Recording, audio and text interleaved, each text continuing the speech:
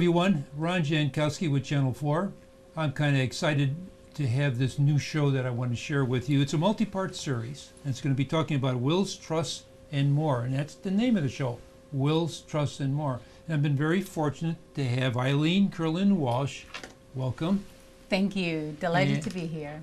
We're going to have Eileen back with us on Channel 4, and it'll be part of her show as well. We're going to be talking for the next several months, and many things that you may want to hear and learn from Eileen about wills, trusts, and everything that goes with legal, proper legal documents to protect your wishes that you would like to have happen, both while you're alive and after you pass on. I'm going to give you a little credential review of Eileen. First of all, her practice is at 11301 South Harlem, so she is a local person. She understands what the local is all about, taking care of people around the surrounding community. And we're excited about that because that's really what Channel 4 is all about. Now, Eileen is a native from Ireland. She practices law on wills, trusts, and everything from simple wills to very complex trusts. Eileen Walsh attended DePaul University, Chicago, and received her law degree from Loyola University, Chicago School of Law. She established her own practice in 2002. Prior to that, she worked for a private civil practice. Eileen is also a law lecturer, a motivational speaker, and a proud mother of young boys. Yes. Congratulations. Thank you. So, for those corporations that are listening in on this, we want for you to maybe consider Eileen for anything that maybe you might think that she could share into what your visions are for your company, and give Eileen a call. We're going to put up her phone number and her address at the end of this show, so that if there is a need for you to call her, talk to her, she welcomes that, and maybe she can answer some questions. If you want, you could actually call her, leave some questions with her secretary and or the receptionist, and we'll include it on the next show. How's that, Eileen? Thank you. Perfect. Thank you. Okay, very good. We're basically going to start with estate planning, and we're going to talk about a little bit about everything. But I have some questions here that I would like to ask Eileen and get started with. Tell us a little bit about how you came to the United States and how you became interested in estate planning. Thank you. I first came to the U.S. from Ireland in the early 90s. I came on an exchange program. It was just for 6 months, and I absolutely fell in love with Chicago. We had a beautiful summer, and I couldn't wait to get back. So I came back as soon as I was able. I just completely embraced the American dream, went to law school, and straight out of law school, I began practicing criminal defense, actually, which was very exciting. I really enjoyed that for a few years. But I always knew there was something about criminal defense that just wasn't quite right for me. So then I went into private practice, and I discovered estate planning, and there I truly found my niche. I found my home. I love estate planning. Estate planning is really just a fancy term for wills and trusts and helping people take care of their affairs. It suits me. I love to be able to use the law in the way that helps people. And I read about an article recently that divided lawyers into warriors and healers, and it really was a light bulb moment for me, and I thought, yes, that's why I didn't belong in criminal defense. I'm not a warrior, I'm a healer, and that's what we can do with estate planning. We can take our clients' fears, worries about the future, about mortality, about their family, how they're going to take care of those affairs, manage their financial accounts, their property, get everything taken care of in an estate plan that's just right for that person, and deliver them guaranteed peace of mind. And that is what I love about my practice and about this area of the law. Okay, I'm going to ask you, I have some questions here. The term estate planning, why do we need estate planning? And you just touched on that about making sure you can kind of go to bed at night and sleep well and know that everything is going to be taken care of and meet with your wishes. But what are the aims of estate planning? Estate planning is to make sure that everything that you've worked for all your life goes to whom you choose it to go to. And not only go to whom you want it to go to, but go as smoothly, inexpensively, as quickly, privately as possible. And make sure that you get to choose the people who will be managing all of that. People that you trust, not whom the courts choose. So it's very much a matter of determining who will get what you have accumulated in your life and who will take care of that administration, and doing that as cheaply and inexpensively as possible.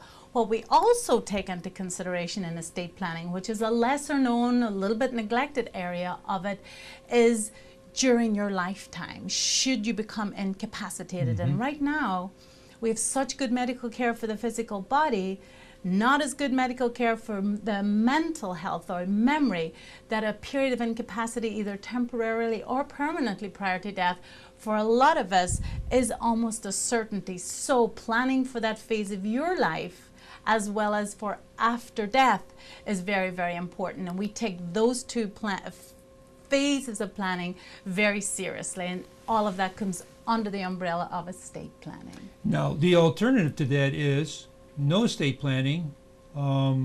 There is no legal document that will address what your wishes are. Also, it allows for your property or whatever you own to go through probate. Yes, yes. And what does that mean then? If you do no documentation at all, here's what you're leaving yourself and your estate and your family open to. During your lifetime, if you don't get these little documents that we'll discuss called powers of attorney in place, or a trustee of a trust, if you need help with your finances or your health care, your family member who wants to take care of you is going to have to go to the courts, is going to have to apply for guardianship. That's an expensive process, it's lengthy, and it's very, very invasive, because the courts stay taking care of that ward. You have to file budgets, you have to file accounts, and it's often a greater burden on the loved one, taking care of that person that they really don't need. So we can avoid guardianship with getting the right documents in place. We can avoid probate after death, and that's the side of the probate courts that most people have heard of, beyond the guardianship. And that is where any will, or if there's no will at all, has to go through a process, again, very public, very expensive and lengthy, for the assets to go to whom they're going to go to. And thirdly, if there's no will at all, your assets will go according to the law, according to state law, rather than to whom you may have chosen for them to go to. So those are three very good reasons to get these documents in place. Even the most basic documents in place can save lots of time, lots of heartache, and lots of money for the family when help is needed. And it is not directed at a certain age bracket either. No. You want to address that? No, we certainly do recommend estate planning at any point in life. When you're single, your estate is vulnerable. Anything that you have, there isn't that spouse who's automatically going to maybe be able to take care of something. So when you're single, you want to think about what if the worst thing happens. If you have children, they're very young. Young families want to think about guardianship for those children. They want to think about maybe trust for those children. If something should happen, both parents, while the children are very young, there's often money. Even if you think you don't have much, you're still accumulating, you're still building. There are wrongful death lawsuits that are often a result of young parents dying. So to take care of whom, again, you would want to be taking care of your children, any funds they have, getting them to maturity, all of that is very important when the family's young. As you grow older, you want to think about estate planning for the assets that you have accumulated, and again, now maybe getting into place those people that you want to take care of you if you need it, and to take care of your assets. If you have a business, we want to make sure that your business partner, that your family don't become business partners with your corporation. So you want to make sure that you have those separated, and that's done with careful estate planning. If you have property in more than one state, there's a very simple way that we can avoid probate in 2 states or 3. So there's very few scenarios that we can think of that cannot be made neater, tidier, and less expensive to administer through good, careful estate planning tailored just for you and your situation. How does one determine what's the cost involved with something like this? The costs are often fairly directly related to what your assets are and what your family situation is and what stage in your life you're estate planning. Because if you're estate planning at 20 or 40, it's going to be very different from maybe 60 or 80. So the costs really are determined by what you need to get into place. Some of these estate planning documents are very inexpensive, less than $100 for something that could save the estate thousands. The more involved a trust you need, maybe you have different assets in many places, perhaps you do have property in more than one state, or you have a complicated family situation that calls for either special needs trusts or maybe graduated distributions. Not everyone has a nice nuclear family with children ready to take over and help them and able to handle, you know, any inheritance. So the costs will be determined by your particular situation and what you need. However, regardless of the investment, getting this stitch in time can save 99. And we have literally saved families tens of thousands of dollars, both in probate costs and in estate taxation. So while it's certainly an investment, and I never underestimate the importance of that to my clients, I always have the comfort of knowing and being able to let them know that by getting this in place, they've saved themselves and their family a lot more money down the line. Okay. Could you touch on power of attorney? You just touched on that a little bit. The will and the trust. Yeah. Yes, powers of attorney are fabulous documents. And as I say, I don't think they're often as lauded as wills and trusts. Many people know they need to get those in place. But powers of attorney, when we're estate planning, are for taking care of us. Many of my clients come to me and they want to make everything as easy for their children as possible. Can we avoid guardianship for them? Can we avoid probate for them? How do I get these assets to my children quickly and easily? But there may be a stage of my client's life where they need help before it's for the children. And if they do have those children or someone in their life that is going to be able to take care of them, we want to get documents in place. Finance, it's called power of attorney for property here in Illinois. For all healthcare decisions, it's called durable power of attorney for healthcare. These documents in place whereby you name an agent that you want to take care of you, make your financial decisions, make your healthcare decisions, talk to doctors, make surgical decisions.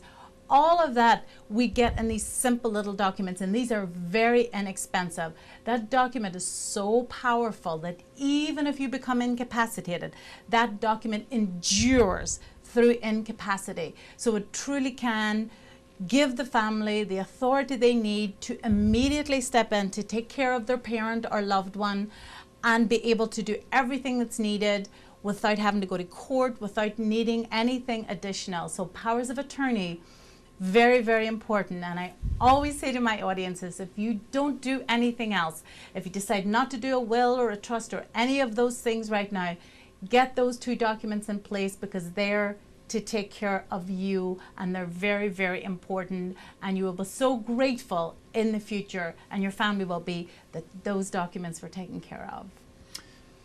Is there anything that you'd like to touch on about end-of-life decisions? Yeah, I like to address end of life. Now, a lot of these documents that I talk about, Ron, we want to make sure that the clients do have in place. We want a will, we need a trust, we want those powers of attorney.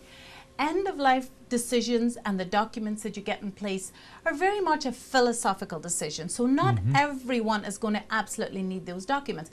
But I think everyone should think about at this point what their end of life philosophy is. And if you know that you don't want to be kept alive by machines, if you know that if medical procedures that are very expensive and long drawn are only delaying death, if you know that is not for you, then you get that into your documents. You can indicate it to your agent in your power of attorney for healthcare. You can get a separate document called a living will, which is going to make known your legal intention, your declaration that you do not want to be kept alive that way. And I have had many clients say, I had to sit there for those awful 3 months that my mother was kept alive that way. I never want my children to have to go through that. So many of our clients feel very strongly about this document. And if those end of life decisions are what they've already made, we can get that into the documents. If you don't want one, we simply don't execute it. And if you feel very strongly, maybe you're not in a position to completely trust those, because not everyone does have very close trusted family members, you can indicate in those powers of attorney that you do want to be kept alive, that you maybe do want more safeguards in place before any machines would be withdrawn. I see. So whatever your philosophy is, we can get it into those documents. Clients often ask about DNRs. Where do those fit into this? A do not resuscitate document has more of an urgency and immediacy. It's typically not put in place early in the process, because if we're just planning for hopefully 20, 30 years down the line, we don't at that point want to get a do not resuscitate. But if we have a client who maybe is at the end of a terminal illness, is on hospice, or has gotten to the point where they know they do not want to be resuscitated only to go into cardiac arrest a few days later, that's where do not resuscitates really have meaning. So we typically don't get them in place as part of an estate plan. But certainly all of these documents come under advance directives or end-of-life decisions. Wow, lots to think about. Yes, lots for the viewers, and I'm sure some of the viewers we've went right over their head. And again, that's why it's so important that they stay tuned to get your phone number so that they can talk to you if they have any questions. Yeah. And Ron, it really is a lot to think about, and end-of-life decisions are hard to think about. And I Yes. know that is why. It's a very sensitive So- subject. Absolutely. So that's why we put off. That's why we put off estate Yeah. planning. I mean, here we know that if we don't do a will and we don't do a trust and we don't get these documents, that if we need help, it's going to take a lot of time, court involvement, a lot of money. So doesn't it make sense that everyone would do this? But we don't. One, there's maybe some vestige of invincibility left over, from our heady youth. Two, we don't want to face mortality or the thought of death. We just want to keep putting it off because we think there's no expiration date. Of course there is, Yes. but we don't know what that Yes. is. And then there's the difficulty of addressing our assets, the intimacy. We have to discuss this with someone. We have to face maybe difficult family situations. We may have a child that has special needs, or we may have a son with a substance abuse issue, or there may be family estrangements, or there may have been great losses due to the economic downturn. There are a lot of reasons that we understand why people put this off, but they're not good reasons, because putting it off doesn't fix anything. Taking care of these comes with surprising peace of mind. And our clients are often surprised to find that we do have solutions for many of the things that they find very, very difficult, and that we have dealt with many of these situations before. So in our heads, we think we have a very complicated, difficult, hard to follow scenario. But when we come to the field of estate planning, we find that there usually is an estate planning solution for everything to cure it, to heal. There we are. There's that word Getting again. back to the healing. In conclusion, what is the roadmap that you referred to earlier? Why is that important? A roadmap? Yeah. Well, yeah, I always say we should have a will, we should have a trust, we should have powers of attorney, we should have end-of-life instructions, and we should have a roadmap for our estate plan. That roadmap is a list of all the assets. It's not even a legal document, yet here I am, a lawyer, saying it's every bit as important as the legal documents. Millions of dollars every year go unclaimed because families just don't know where the assets are located. So every bit as important is getting all of this taken care of, getting a trust, getting it funded with your various accounts. Leave a nice roadmap as to what you have. Where are your legal documents? If you don't give your children or your family members the documents, where are they located? Who is your accountant? Who is your financial planner? Who is your attorney? Where are these documents? Where are your insurance policies? Who's the beneficiary? Contact numbers, the list goes on. But when we have it, we want to make sure that if somebody needs to access it either for our care or to administer a trust or take care of a will after death, we've got to know where those assets are. So estate planning is always a good time to pull it all together. Where are those 401ks from that job that you had, the insurance policy that you may have had from many, many years ago? Put it all together in one place, and this is golden for whomever has to take care of matters for you, either during your lifetime or after death. Wow, did you cover a lot?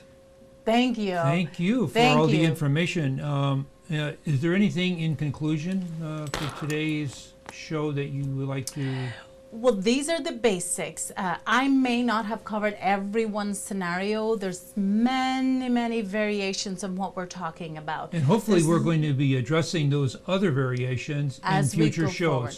Absolutely, Ron. So there may be people whose scenario in this very general introduction we haven't covered, such as the special needs trust, or what about Medicaid, or what about asset protection. So there's many, the world of trusts is complex and multi-layered, but we certainly don't want to start making this seem complex and put our clients off. So what I would say is these are the basics. They take care of maybe 70–80% of people's needs. But if you have a need that we haven't covered, there's very probably a special kind of trust. We even do pet trusts for those whom want to make sure that everything they have goes to take care of their pets or their favorite pet shelter society. So we can cover everything. We just haven't covered it right now, but we certainly do intend, Ron, to cover everything in the coming future months. shows, right? Yes. Okay. Well, Eileen, you did cover a lot, and what I'd like to do is have the viewers think about all the things you've said. Offer your phone number, which should be up on the screen below us right now, your address, and we will be talking more next month. And we're going to be talking about wills and trusts and more for the next several months. And this is going to be a very interesting multi-part series, and I think everyone should really think about what Eileen is saying. She says a lot, and it covers a lot, and we don't expect you to possibly comprehend everything, so that's why we're giving you that phone number at the bottom of the screen. Eileen, thank you again. Pleasure We to will be see here. you next month. Thank you And, for the we'll- opportunity. We will digress into this a lot deeper. Wonderful. Okay. Thank you. You have a good day. Thank you very much.